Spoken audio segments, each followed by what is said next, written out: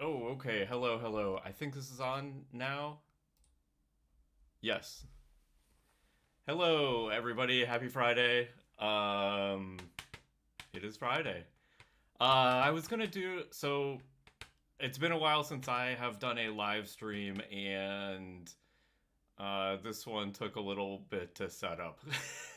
Anyway, at first when I publicized this, it was going to be about like streaming, or we were going to do some streaming. Andrew and I were going to do some streaming, pairing on Prism, but he couldn't make it, so I'm changing the topic. Today we are doing a streaming rehearsal for the real one. We're actually going to do some hacking on something else. I'm bringing on John Hawthorn. I don't have any slides this time, so you're just getting live programming the whole time. So I'm going to bring on John, and we're going to hack on some stuff, and then, well, chat first and then hack on things. And of course, if you have any questions, like, please ask them in the chat, and then we'll do this. Let's do it. Okay. And where is it? John. Yeah, that, Hello, that seems John. great. I think we can do it for real now. We can do it. We can. Good. That's a good practice run. All right. Hey, John. I like your laptop holder. Yes, it is actually pretty good. I don't know if I you've tried it for real. No, I haven't tried it for real. Okay, so I'm dressing up as Nathan for those in the live stream. I'm dressing up as Nathan Fielder for Halloween this year, and I have a laptop holder, but this isn't actually a real laptop. This is a fake laptop because I'm afraid of breaking the real one. John, how have you been? I've been good. It's been a while since I've had you on the stream. What have you been working on lately? At work, as you know, I've been Yes. working on improving Raptors and making them fast and viable and less crashy Ah, for the upcoming Ruby release. what is John? What is a Ractor? Raptors are Ruby's actor-like parallelism model, um, which is fancy, but I kind of think of them as threads that don't have the GVL as a constraint. So you can do true parallelism. So even if you're running like very high CPU Ruby code, you can run things actually in parallel, use more than one CPU. Um, I also think of them as threads, but harder because uh, they they do a thing that's nice and inconvenient, which is they force you to deal with the thread safety things up front. So it won't let you do anything that's thread unsafe or obviously thread unsafe. Right, right. By the way, folks in the live stream or folks in the chat, if the audio is off or anything, like please let me know and I'll adjust the levels. I still don't know how to get audio levels adjusted in advance, so let me know. Um, okay, so Raptors make parallelism hard. Um, I'm kidding. No, they make parallelism easy because you don't have to worry about race conditions and things like that. yeah, like with when doing a lot of thread safe stuff, the race conditions are just hidden from you. You find Hmm. them out when you have a horrible bug uh, in production or something, Right. or if you're doing C, you find out because things crash. Yeah. So Raptors sort of upfront, they only let you have to communicate by message passing. It Hmm. can't be by changing shared state. You can't have a big global hash table. You just set things on. Um, and Right. then uh, and the data you share has to be immutable. So you have to freeze all the things you want to send. But then once you do all of that, uh, you're great. Pablo in the chat has a good question. They're asking how much of the VM is duplicated for each Raptor. I'd say almost none. Um, the we do There might be things that once you start a Raptor are slower or use more memory, but we're trying to sort of go through and address those. But it's not really a thing of having N Raptors is going to use a certain amount of space. They're as cheap, if not cheaper, than threads. Right. If I remember correctly, aren't we're using so the thing with Raptors? Oh, okay. Yes, I will boost up John a little bit. Um, the thing with Raptors is that we have so we're not like getting rid of the GVL. Every Raptor has its own GVL. Yeah, yeah. So you can put threads within a Ractor, Yeah. and then do things as normal, changing shared state between those threads. And we'll probably end up needing to do that. Mm-hmm. Um, and there's some ways that's nice, but I think more often than not, it's easy enough to make more self-contained things within Ractors. So I think it Right. won't be that common, but Okay. not unheard of. Hmm. Pablo is asking another great question. Do we have a separate GC for each Raptor? Uh, this is a this is great question and a hot topic. this is a question for Koichi. Um, it's being worked on. Yeah, right now it's a global garbage collector. So um, when we are doing any amount of garbage collection, all the Raptors stop for the incremental work the garbage collector does. Um, so there's yeah, very GC things aren't as fast as we hope someday they might be, but I think my hope is that even with the single global GC, it's not slower than using threads, Right. but Okay. it won't be as it's very hard to get the same degree of parallelism you'd get from multiple processes. Mm-hmm.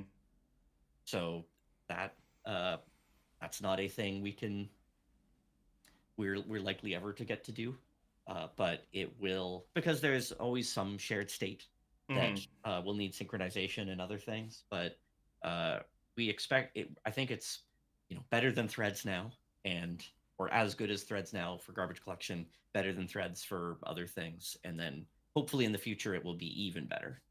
So actually, Hmm. before we hop into pairing, you've been working on stabilizing reactors, like stabilizing them, eliminating crashes, also speeding them up too. Hmm. And I think like if you try to use reactors today, you'll get this warning that says they're experimental, and I think that's why probably people don't use them very much. It has that warning? Are we still going to have that warning in Ruby 3.5? We will still have that warning in Ruby 3.5. We might be able to change the messaging a little bit, Mm-hmm. but we do. We're trying really hard. There's a bit of a chicken and egg problem where nobody has used Raptors that heavily, in part because there were implementation issues, and then we're not incentive. There's not been enough when that happens when no one's using them. There's not enough incentive to fix those implementation issues, Mm-hmm. um, and I think we are trying to break that cycle by making a lot of improvements to the implementation. The implementation is so much better than in Ruby 3.4 in the current Ruby head. Mm-hmm. But one prerequisite we have to turning off that warning is having testing from all of you listening, people in the wild, and people other than those actually working on Raptors to say that, oh yeah, we used them and they worked okay, or there was a bug or two, but uh, they weren't catastrophic. Right. So I think Or like an ask from us to the community is like, please try Raptors in Ruby yeah, 3.5. Would that be fair to say? yes, absolutely. Okay. And not preview one either. So Yeah. preview two whenever it comes out, or in the real release in Or December. in the real release. Yeah, okay. So, today, like, let's see, should we talk at GC a little bit? I think it feels like it's a topic in the comment section. We're meeting. John and I are meeting with Koichi. Koichi's currently working on a multi Raptor garbage collector. We're meeting with him weekly to do development on that. Um, what are the challenges? Can you like touch on any of the challenges of a multi-Raptor GC? Um, Koichi had a really good talk at Ruby Kaigi about it that if folks are interested, I'd recommend. It's just a very hard thing to do. One thing that's been worked on is that so if we want a Raptor local GC, some things still need to be global or shareable. Like we don't like touching on the earlier question is that we're not. duplicating all the classes between each actors. They get to share that. So then we can't figure out what global things are referenced by doing the mark sweep GC in one Ractor. So it's just a very complicated thing to do. The garbage collection is hard. I guess this is a more advanced way to do it.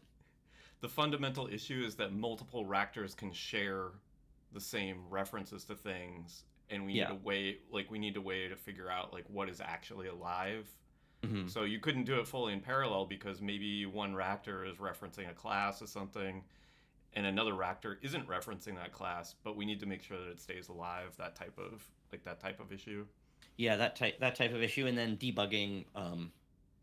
Anytime you make a big change to the like as you found to go with compaction, like anytime you make a very like big change or fundamental change to the garbage collector, there's just a long tail of things that are broken or break an invariant you thought you had.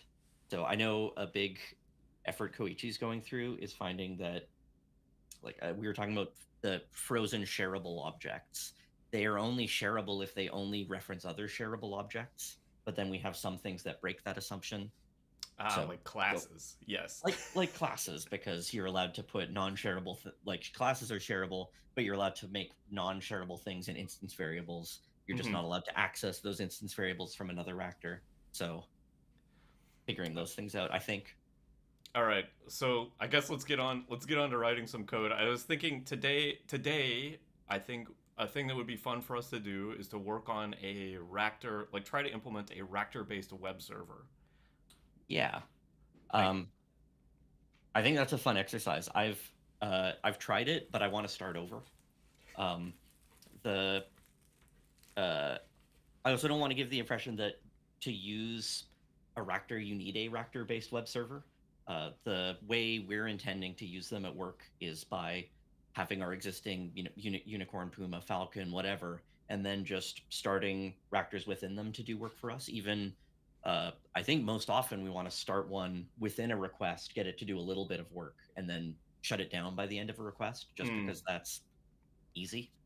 Right. So you don't need to make a web server to do this, but I want to do it because it's I don't know, it's good for benchmarking. It's a good exercise. Yeah, I think it's a good exercise, but I also think it's a good exercise for us to try to use Ractors, but I also think it's a good demonstration for the folks like watching here, because we can try using Ractors and see what it's like to use them in a real, like with a real use case, which a web server is a real use case.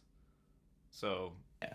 All right, let's do that. I'm going to switch over to the desktop and probably remove my keyboard, my laptop. Yeah, I had to get rid of mine right away. Like the real laptop is too heavy. I don't know. I mean, my fake laptop is very light. It's kind of in the way of the keyboard here. I don't know. All right, let's switch over to desktop. Okay, let's do this. Let's write some web server. Okay, you'll have to help me because I don't know offhand how to. Oh, that's not good. That's not good. Could you make sure not to leak the teammate? Yes. Sorry, everybody. We're having some technical difficulties here.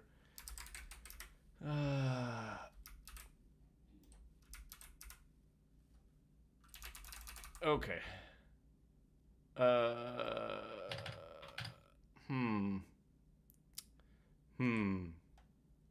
Okay. There we go. Think this will work? All right. You got my Vim? You here? Yep. All right. Okay. So we do server equals TCP server.new. Yeah.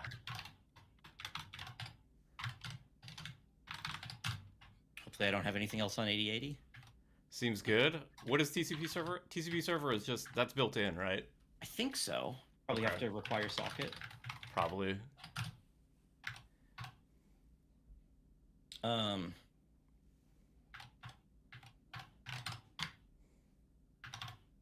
then I have the documentation open. What do? We I'll just copy exactly what's in the documentation. So I think if we do all of that,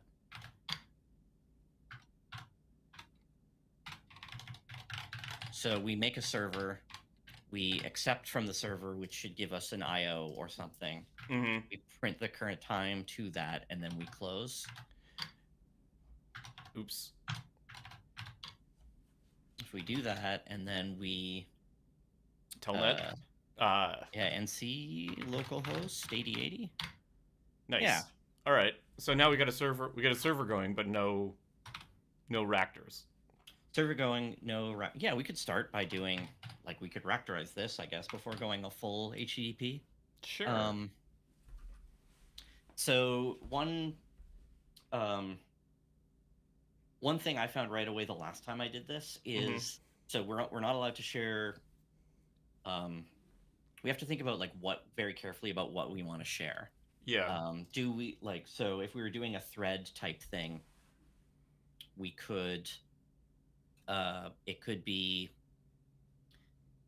Do we want to have multiple Raptors accepting from this, have multiple workers, or do we want to have one Raptor doing the accept and then shovel this socket we got back off to a new Raptor? Say this again. So so we can't share this socket. Well, we can share it, but we end up with multiple copies of it. Oh. Actually, maybe that's worth just exploring. So if we do that, make a server, and then we say 4 times do Raptor.new pass in the server, and we have a server. Mm-hmm.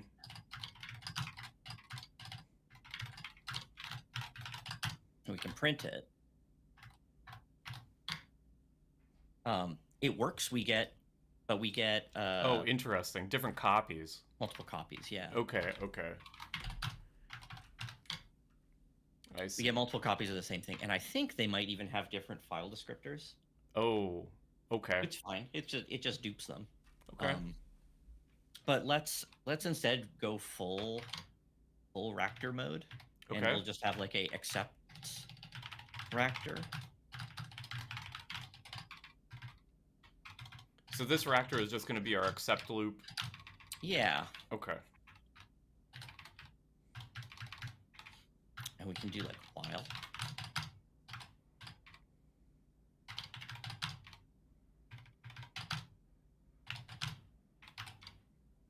Server.accept. So if we run that,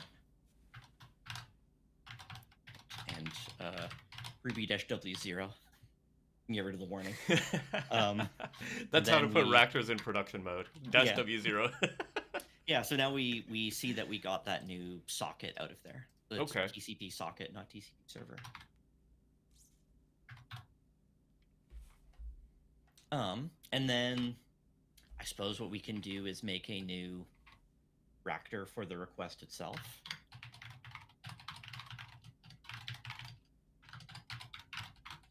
This could be a pool, I guess. Right. So you're saying here we're going to create a new, every time somebody makes a request or we get a connection, we're going to create a new Raptor for it. Raptors are essentially threads, right? Yeah. But we're using, they reuse threads. It's MN threads. Is that true? That's true. So Ruby has this functionality, MN threads. It's also kind of experimental, but you don't get a warning for it. But Raptors will always use MN threads. They never use the 1p thread per Ruby thread model. Okay. So in theory, we'd have to be less concerned about just spawning lots of threads. So I think it's always been fine. But. So just to explain what MN threads are, essentially what it is we have multiple Raptors. We can have as many Raptors mapped to fewer threads, essentially. So multiple Raptors can share one particular p thread. So the overhead of doing Raptor.new isn't as expensive as creating a whole new thread, it's a lot cheaper. Mm-hmm. Okay. So we shouldn't have to worry about doing Ractor new, basically. I think we shouldn't have to worry. Like, I think it's okay. Okay. There's scenarios we might want to reuse one, but I think especially for what we're writing today, we might as well just make Just more. do a new one. Yeah, Jean says they're very cheap to create, and if Jean says that, then we're good. Let's see. Horse is saying, so MN thread stands for multiple Ractors, not that many threads. Yes, exactly. I love it.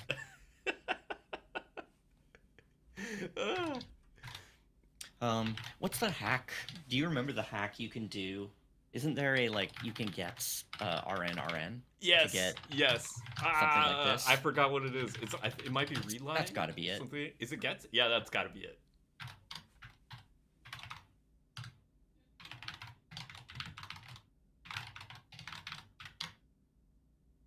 Did it work? Did it work? I don't know. Oh, we didn't print it. Print them out and then close. Close, yeah.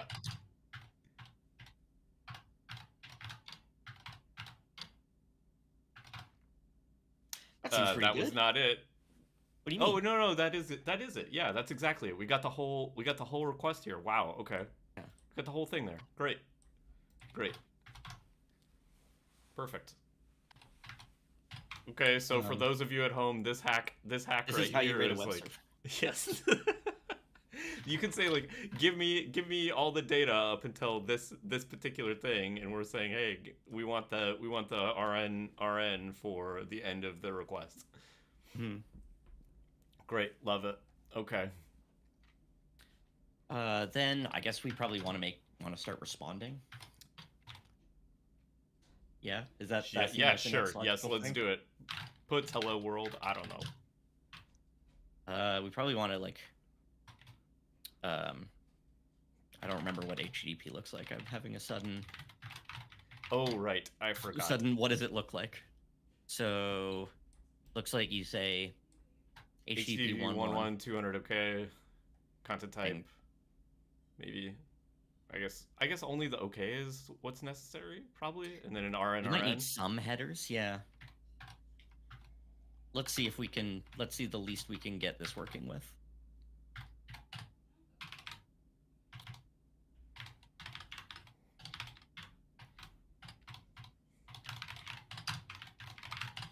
It should be RN on all of these, right? Yeah, I think so. We need another. We're missing a Go ahead. quote. Quote. There. Oh, thank you. Yeah.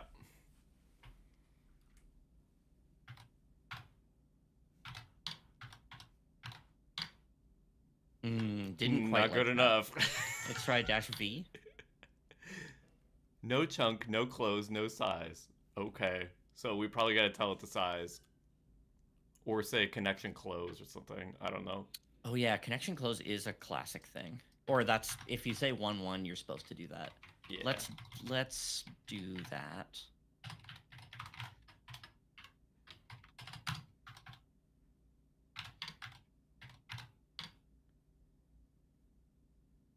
Almost worked. Maybe it's unhappy there's no body. We could just do 1.0. Sure. I don't think it's gonna fix it. I think it's unhappy we didn't give it some data. Like yeah, like anything. Hello, sure.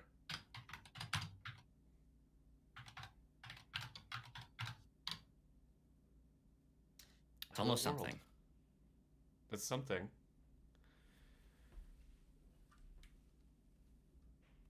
I think isn't there an RN too many after the headers? I don't think so. I think you're supposed to do 2 RN. Oh,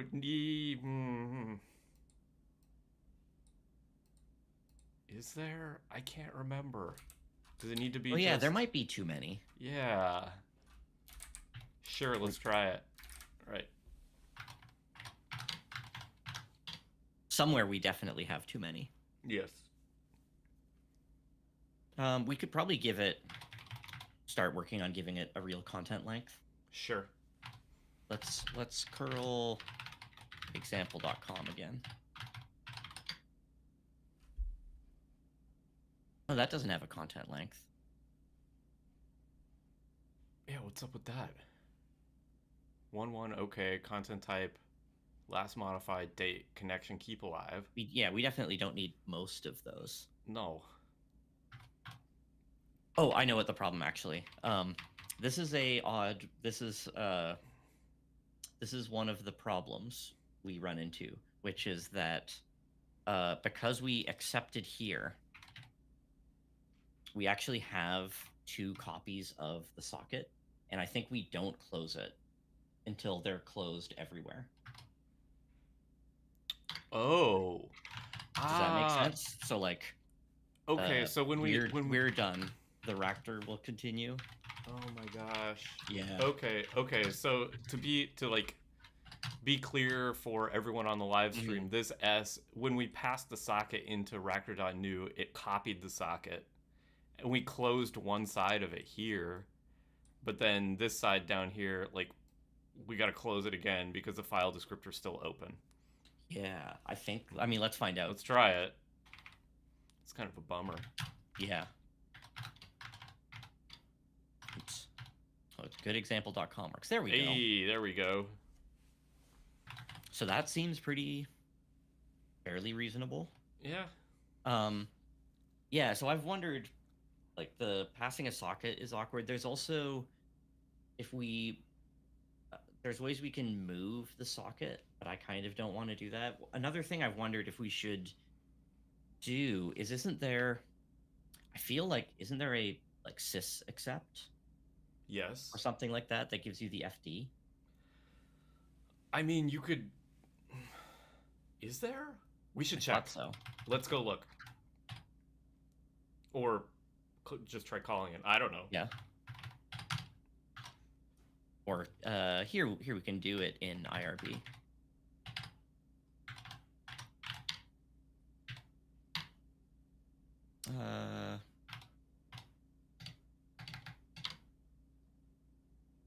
Require socket.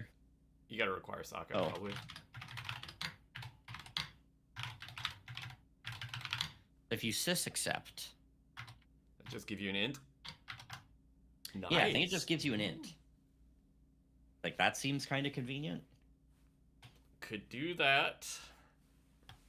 I kind of really like that. I kind of like it too. Let's do it. And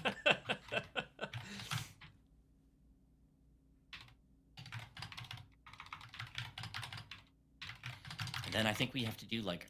just io.new. Is it io.new? I think you can just pass the int to io.new, I think. Let's find out. 6? Yeah. Yeah. Okay. Oops.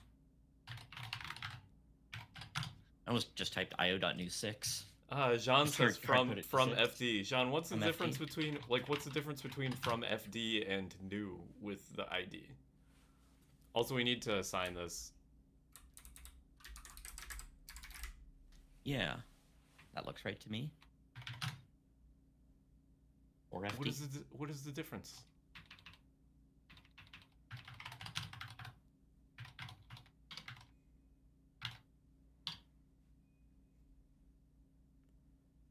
Okay. Oh, okay. I like it. Yeah, I like it works. too. I think there's an awkwardness to this in that, I think so normally in Ruby, if you forget to close this, it will eventually be,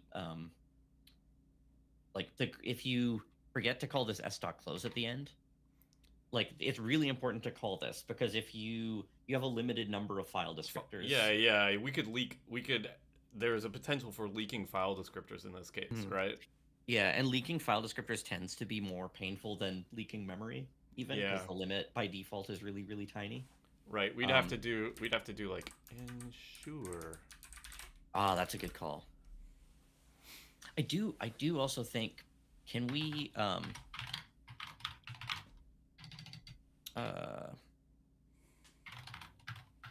I do that? What are you trying to do? Get one. I think you can set it to auto close. Like, I think you can say auto close equals true. What does that do? Well, so normally in Ruby, or for if you do like a file.open and you forget to call close, it will close it when you garbage collect that Yeah, object. GC will close it. Hey, Colin, happy Halloween. I think we should add this just because I don't know. Sure. Why not? Seems good. Yeah. Yeah, I like it. Looks good. What should we do next? I don't We know. could parse headers properly. We've got time. We could move to parsing headers properly, or we could move to formatting the response better. Hmm. Let's maybe parsing. Parse headers properly. Yeah. So uh, I've been working on a gem that is just a thin wrapper around another parser. We could use Puma's parser also probably, but I would like to use this one because I gave it the magic invocation you need in order to use a C extension within a Extension. wrapper. Okay. And for folks on the live stream, what does this function call do? So because when Raptors, so like Ruby's had a long history of having C extensions, and we don't really know what assumptions these C extensions have made with regards to having, a global lock synchronizing them. Right. So they could be written to assume that uh, they can modify globals without any mutex or things like that. So the way we've ensured that things are kept safe is that there's this function you have to call that enables calling C methods from within a Ractor. So you can any existing C extension works if after you started one Ractor, it just will only let you call them from the main Ractor. I see. So this function is basically saying like, hey, it's okay for you to use a C extension in different Ractors. Yes. Okay. I think that one problem we kind of have, and maybe partly why that warning for Ractor still exists, is it's not complete. I don't know if it's completely clear. It's certainly not documented what guarantees you're giving by running this. But I think it's mostly just you're doing sensible things. Right. I promise that I'm thread safe. Yeah. I'm not doing any like weird thread stuff. Yeah. You know, if we use your C extension though, then it's like less work for the live stream. Yes. Oh, you want to parse them by hand? I don't know. I mean, whatever you want to do. I really don't want. I really okay, want fine. to do it for me. All right, let's use a gem. Though what could be an interesting exercise is I saw that someone contributed a pure Ruby parser to Puma. Yeah, I saw the PR yesterday too. It was awesome. It was great. Yeah, it's cool. That would be a really interesting thing to plug into this. Yes, because specifically like parallel use of Ruby is the thing Ractors enable. yes.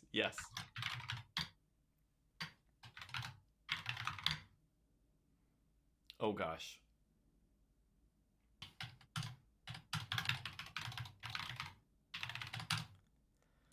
Require that. And then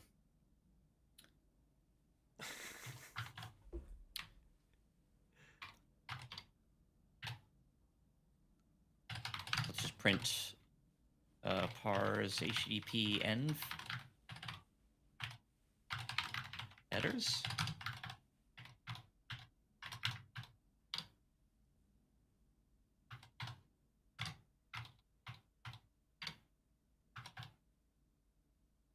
Nope, that was not the right thing. Parse request env. So I gave it two methods. Mm-hmm. One of them parses the headers, just like one to one. The keys are what they should be, and then I gave it a different method that does the weird things you need to do for rack. So rack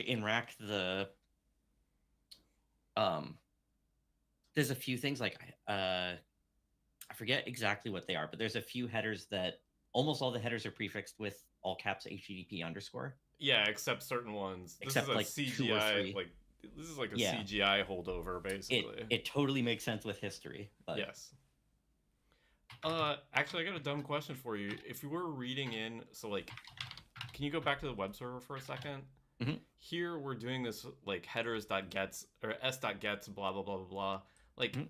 couldn't somebody send a giant thing of headers? Oh yeah, it's a problem. Um, the so the traditional things that are big problems for web servers are you send too much data and Yeah. it's buffered forever. The other one is um, the slow loris attack, Yeah, where where you just send a byte you at a send time. you send a lot of headers, but you send them one byte at a time. Like you send a character and then sleep another second. Mm-hmm. So a real implementation would have a timeout, and then also would probably do some sort of non-blocking IO or have some sort of limited read. Like Right. we'd So we read read a read little bit. 4096 and Right. then give up if it's more than that. Okay. And can Pico HTTP like handle that? Would you parse as you're pulling in, or do you want to buffer them all up? You buffer them all up. Okay. I know there's different parsers that have different attitudes on what you should do there, Mm-hmm. but I'm a fan of buffer it all up Oh, okay. All right. Cool. So because let's parse it's these. like it's so simple the end condition you need. Like you know when you're done, so it doesn't really, in my mind, it doesn't make sense to add the whole state machine overhead. Right. Um, And like, are and you actually gonna save that much time if you're parsing? I don't know. yeah, I mean I think it will usually take more time because you need to maintain like the state and be able to then use it as a continuation. Right. Okay. All right. Let's see this. Um, and Oh, yeah, it it's worked. there. Nice. Yeah, so now we can call that env, right? And now we can do. Don't we want to call? Oh, yep, you're right. Sorry. Yeah. We can call this env. Env. Yep. And then we want to, like have an app. Nice. Or Nice.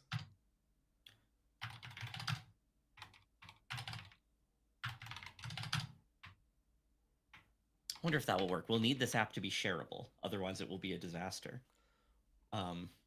So let's say we have app is app.new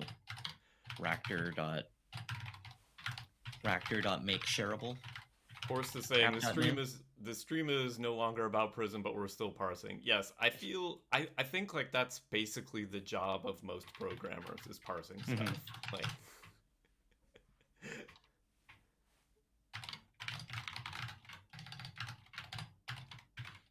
And then rack, what does rack return? it's an array status Status headers. is an integer. Yep. Headers Body is a that. list of strings. It's an array of strings. Yes.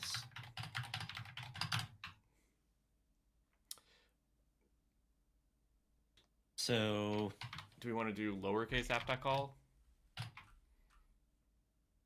Pardon? Oh, yeah. You're out. There you go. Yeah, so we get status, headers, body. Yep. Nice. Status. Yep. Delete the string. Exercise for the reader how to get the string. If we're doing 1-1, we can skip the connection close. But do you want to do headers each? Actually, let's do content type. Are we gonna have to like make sure that the case is correct? I don't know. All right.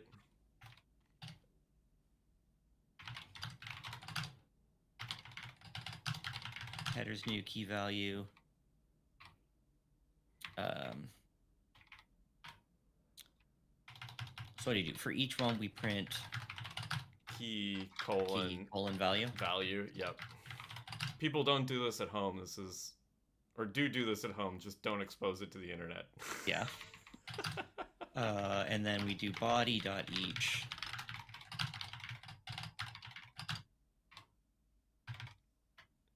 Yeah. Just pass _1 to print.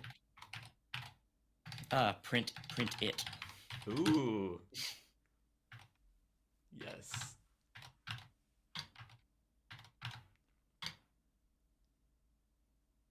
I didn't like that. What did we do? New FD. FD. What's up?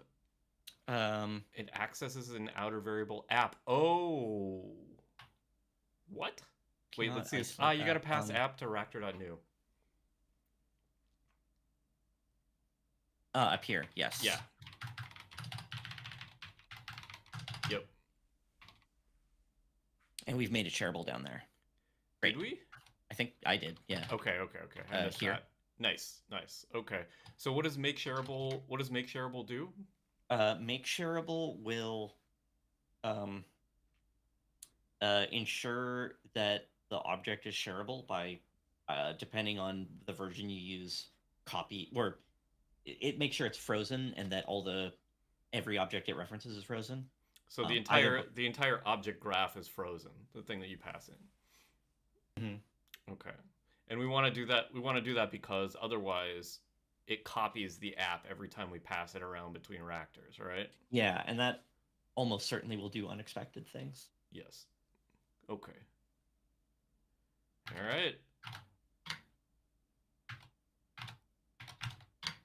Hey. That looks good. That does look good.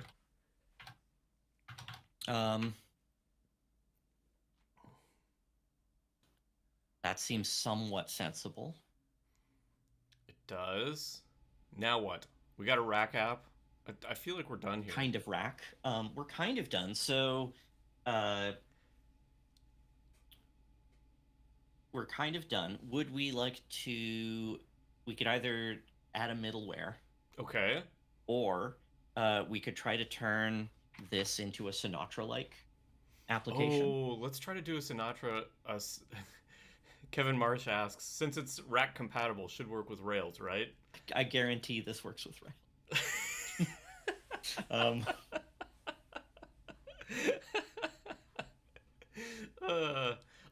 Let's try making a Sinatra app. I think that would be fun. Yeah. So maybe we just like readme. So I think we want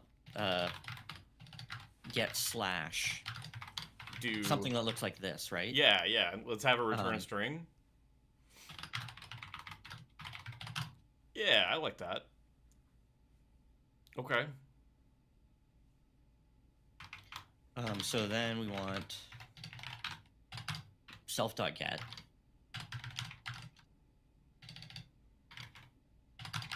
So we need, we're going to have a list of routes.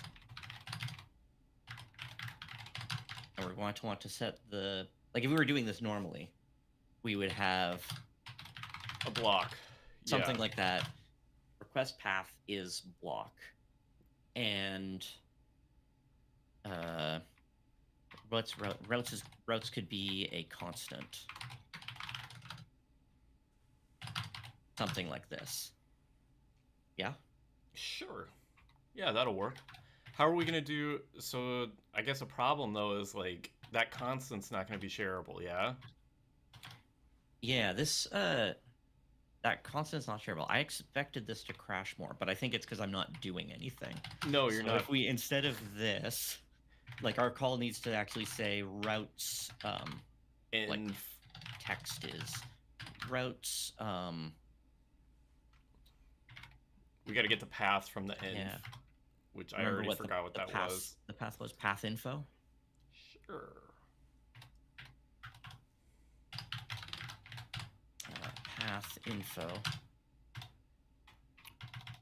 So let's say path is env path info in all caps. I'm going to print it out. Okay. And then text is going to be routes path call. Yeah, routes path call. Or let's do route is routes path, and then if route text is route dot call, and no, let's just do dot call, and else 404. Yeah.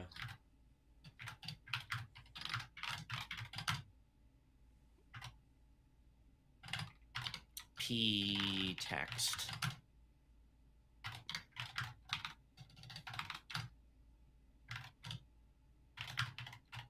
Seems good. So we're definitely gonna get some Ractor errors here. Yeah. And then let's work through them. Yeah, so this is what we would expect, and I think this is what folks should anticipate when working through Ractorizing a piece of code. Is that it can be challenging to get everything into a shareable state. Yes. And the problem we have here is, also the message is not that helpful. Etienne on our team is looking at a way to improve that, so we'll see if hopefully that will land at some point. But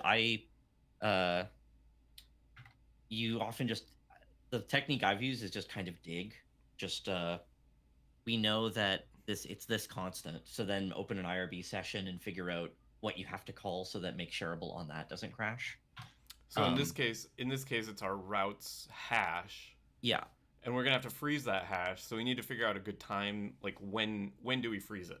So we have two problems. Okay. One is that this is not shareable, and the other is that the block is not shareable. Yeah, I know. I was hoping to get that error. Like, we should show people what the error looks like, I think. So if we try to make shareable on the hash, it's gonna break, I think. Yeah. Okay, we can do that. Make shareable Routes. Yeah. Bang. Oops. No bang. No bang. What? It accepted that, seemingly. Did we fix this already? I I thought you had to call a special thing on procs. I also thought that. It works great, everyone. Yeah. I'm surprised Awesome. by this. Can we make the Lambda access something outside of the scope and see if it makes an error? Yeah. I'm surprised by this. I think this is a bug. Okay, no, hold on. Let's do one that should make an error for sure. Reassign food.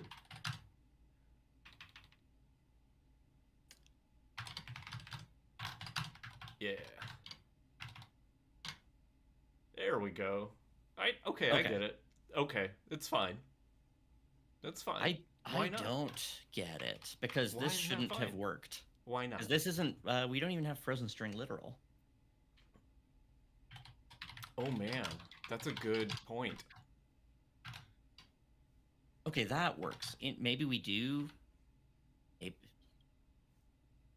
I'm surprised by this. Is the foo access optimized out? Yes, I think that's true. What? So, if we do, when I was doing, I was very smart. So when we do this, yeah, that gets eliminated. Yeah. But you need to interpolate that. Yeah.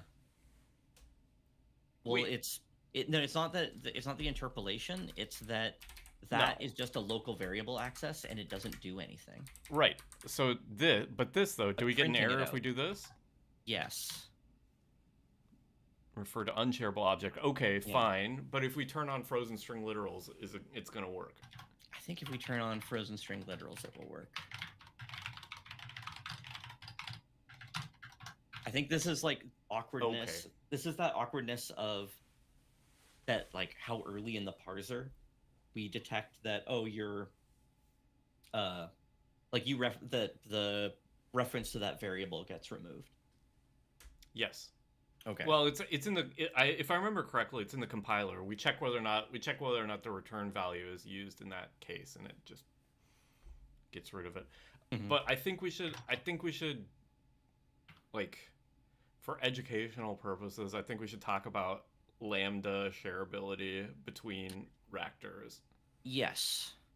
Um, So like a problem with lambdas is that lambdas capture the environment. So like let's say we pass this do to multiple ractors. If we mutated foo like this, that mutates the captured environment, right? And that's not thread safe. So we have to prevent cases like that. So if you try to do that, it's not going to work. Like this is going to give us an error. yeah, and Hopefully. it's not only mutation from inside of the captured lambda. So if we were printing this and then we had a reassignment down here, that would also be Not like, allowed. yeah, this is also not like in this case it's trivial. It's set to 1, 2, 3, and then it never changes again. But you can't know that, and the real danger is you end up with multiple. You could easily end up with multiple captured procs being called by multiple ractors, and then for that to end up with a problem. So to be as explicit as possible, we should probably use the brand new ractor.shareable proc on the block. Yep. And this is new in Ruby 3.5. And then if we do that, I think we actually can just do routes.freeze. Freeze. Yeah.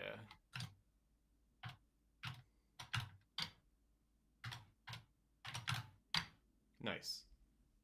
And then if we do /foo, we get 404 not found. Not found. Yep.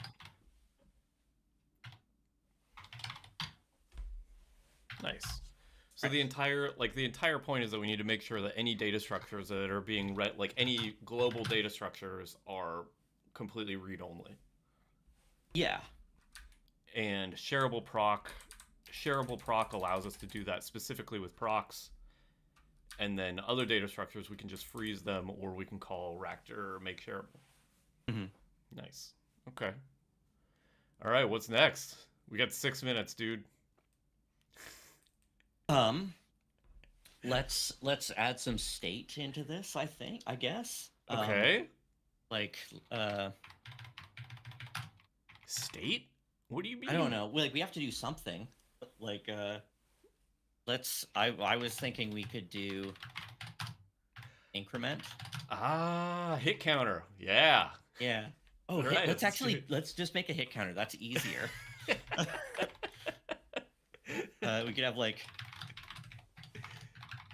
my web zone user number counter. Yes. So this is. How are we gonna do this? Yeah, that is challenging.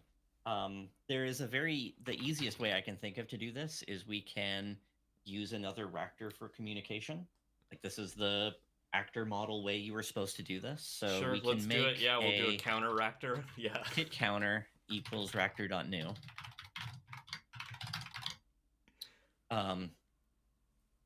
And then that can have a count equals 0.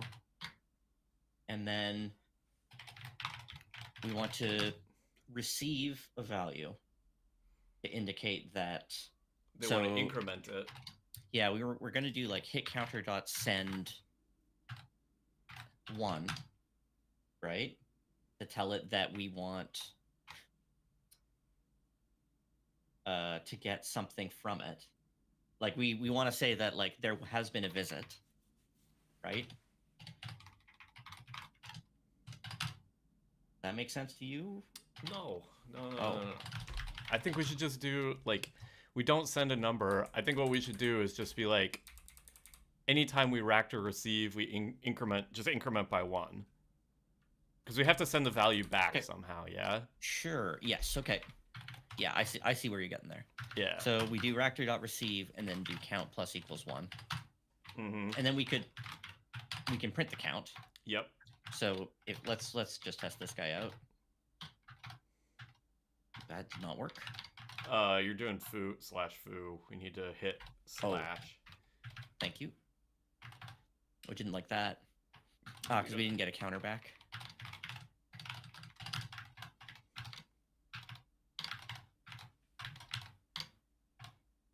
Okay. 1, 2, 1, 3. 2, 3. Okay, great. So our Raptor is incrementing by 1. Yeah, but That's we're not good. getting a value back. And so this is another feature that is going to be new in 3.5 that like actually really helps a lot, which is that previously it was really hard to get data back out. So one way you could do it is you could send in the current Raptor and then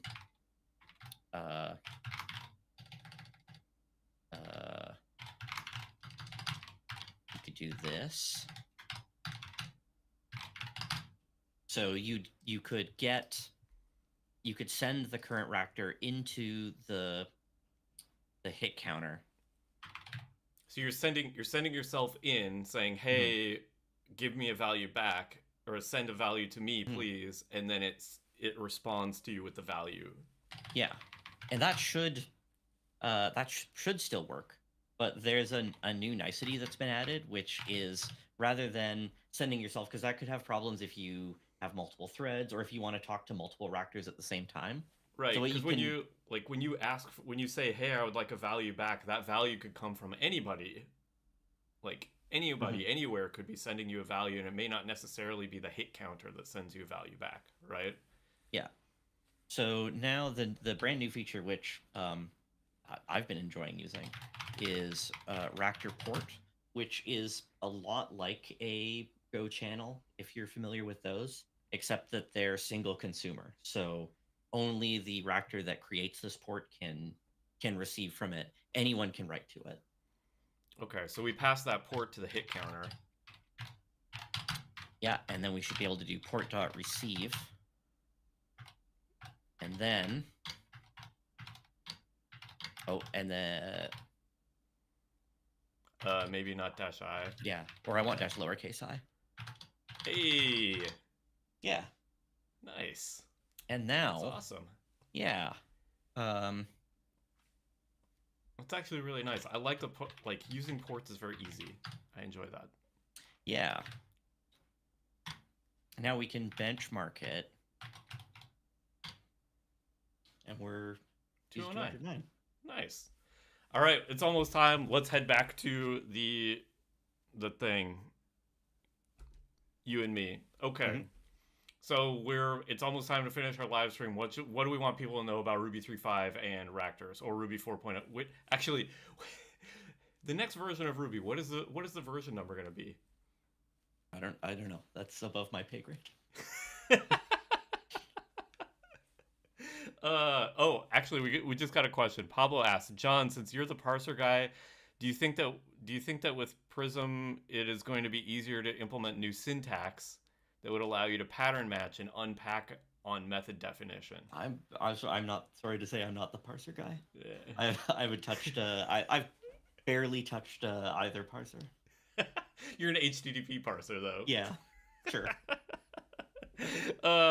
Horse says, thanks for this ad to tell us to use Raptors. Yes, this is absolutely a Raptor ad. That is what this entire live stream is. Yeah, please use Raptors. Preview 2 of some version is coming out soon. So we've put a lot of work in to try to make Raptors fast and something you can actually use. So I would love if people could try them out, test them. There's still slightly less than 2 months before the release. So any testing of Preview 2 is hugely appreciated because we would really like the 0.0 releases to be stable, to be good and stable. And it's so much easier for us to make bigger changes in the next 2 months than it is after. In that after we cannot make big changes and we have to wait another year. So any feedback we get in this time is hugely appreciated. Yes. Yes. Okay. All right. Let's end the live stream. I'm gonna head back to myself. Thank you for joining me. I really appreciate it. Also, thank you for showing us around Raptors. That was a lot of fun. Yeah. Thanks for having me. Go Blue Jays. Let's see. All right. Thank you for joining the live stream, everybody. I'm going to end it here. I don't know when I'm going to stream next. Maybe next month. I don't know. If you have an idea for a live stream, please let me know. I'm going to reschedule with Andrew, but I'm not sure when. Not sure when we're going to be able to do it. So, if you have topics that you'd like to see me stream about, I'd love to know about it. Anyway, have a happy Halloween, everybody. Happy Friday. Bye.